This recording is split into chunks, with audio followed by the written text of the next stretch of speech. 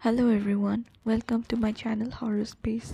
तो गाइस, आज का वीडियो मैं बना रही हूँ वो स्टडी विथ मी वीडियो लेके, जो आप स्क्रीन में देख सकते हो, और ऑडियो में है एक हॉरर स्टोरी। तो हाँ गाइस, आप देख देख के भी सुन सकते हो या फिर फ़ोन को रख के आंखें बंद करके सुन सकते हो, आपका जो मर्ज़ी। तो लास्ट टाइम हमने पार्ट 1 लाया था, जो कि था पपाया का स्टोरी, जहाँ पे उसको एक इनविजिबल लड़की दिखाई देती थी। बाकी लोगों के लिए वो इनविजिबल थी, पर पपाया के लिए वो विजिबल थी बचपन से। तो वो एक बहुत शॉकिंग बात था अपने फैमिली मेम्बर्स के लिए। तो अब हम स्टार्ट करते हैं आगे। उसके बाद जब पपाया के फैमिली मेम्बर्स ने उस रात को बोला कि हाँ, तुम अभी के लिए सो जाओ बनाना के साथ, और हम कल बात करेंगे। तो उसके मम्मी पापा बार बार रूम में जाके चेक किया कि क्या सच में कोई इंसान है उसके साथ, लेकिन उन लोगों को कोई भी नहीं दिखाई दिया। तो उन लोगों ने डिसाइड किया कि अब वो बहुत ही जाने माने तांत्रिक या फिर जो बाबा ये लोग होते हैं, जिन लोगों को झाड़ फूँक करने का ये सब आता है, तो उन लोगों के पास जाएंगे।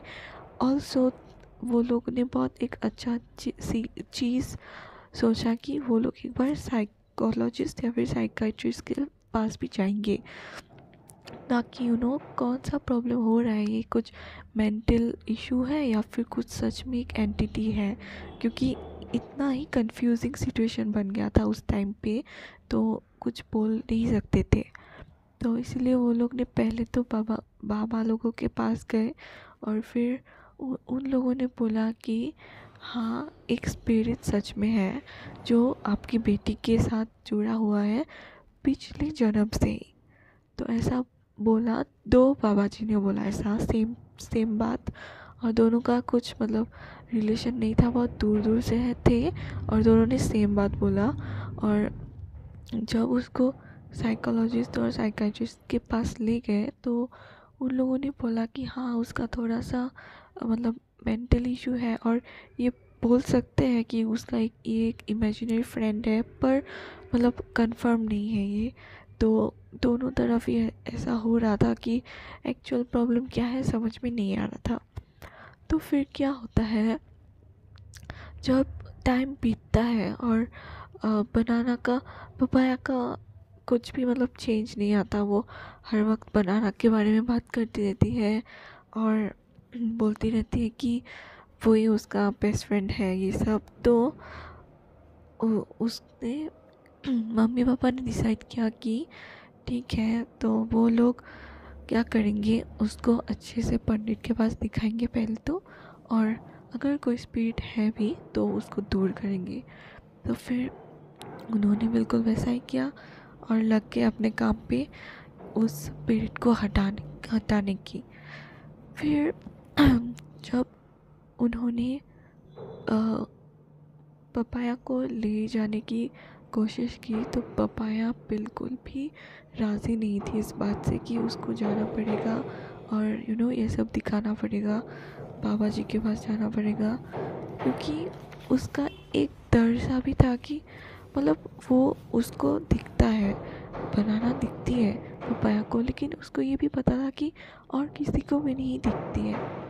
तो इसलिए उसको डर था कि अगर किसी भी रीज़न से अभी अभी तक जो दिखाई दे रहे थे, अगर कल से उसको बनाना नहीं दिखी, तो वो फिर से लोनली हो जाएगी। तो ये डर उसके साथ था, और इसलिए वो जाना नहीं चाहती थी। पर पेरेंट्स लोगों ने बहुत समझाया उसको, बहुत बोला, तो वो जाने को मान गई। फिर जब वो लोग पहुँचे, तब पपाया का बिहेवियर फिर से बहुत स्ट्रेंज हो गया था। वो बिल्कुल ही एक बहुत ही सैड मोड में चली गई, साइलेंट मोड में चली गई, और वो बस बैठी बैठी थी। उसके बाद वो बाबा जी ने कुछ मंत्र पढ़ा, और उसको पपाया को पास में रखा, बिठाया, और फिर कुछ मंत्र पढ़ के उन्होंने कुछ झाड़ फूँक किया।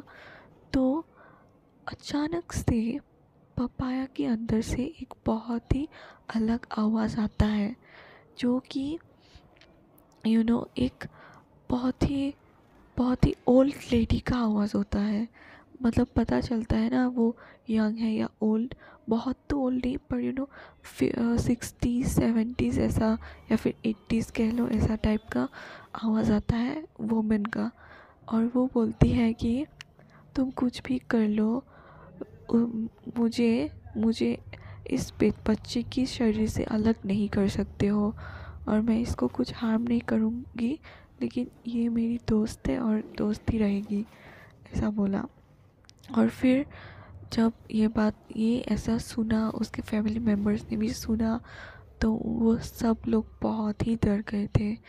और फिर वो बाबा जी बार बार गुस्से में बोल रहे थे कि नहीं, तुमको जाना ही होगा, तुमको जाना ही होगा, इस छोटी सी लड़की के शरीर को छोड़ दो। तो वो मान ही नहीं रही थी, वो बोल रही थी कि तुम जो भी करो मैं छोड़ने वाली नहीं हूँ। और फिर जब उन्होंने अपना सारा रिचुअल्स पूरा किया, कंप्लीट किया, तो पपाया बेहोश हो गई और वो 1 घंटे तक सेंसलेस ही रही। और उसके बाद पापा जी ने बोला कि ये बहुत मुश्किल काम है, लेकिन मैं बिल्कुल ट्राई करूँगा और देखते हैं अभी क्या होता है। और तो गाइस, यहाँ पे आज का वीडियो ख़त्म होता है। आई होप आप लोग को अच्छा लगा हो। ये कंटिन्यूएशन ऑफ पार्ट 1, और इसका पार्ट 3 भी आएगा, जो कि होगा फाइनल पार्ट। तो वही, बाकी आप लोग बोल दीजिए कमेंट सेक्शन में कि कैसा लगा, क्या है, आप लोग को क्या लगता है क्या होगा आगे। और इस स्टोरी का एक टाइटल सोच के भी बोल दीजिए कमेंट सेक्शन में, मैं ज़रूर रीड करूँगी और कमेंट्स का रिप्लाई करूँगी। तो तब तक के लिए मिलते हैं नेक्स्ट वीडियो में। Bye bye guys.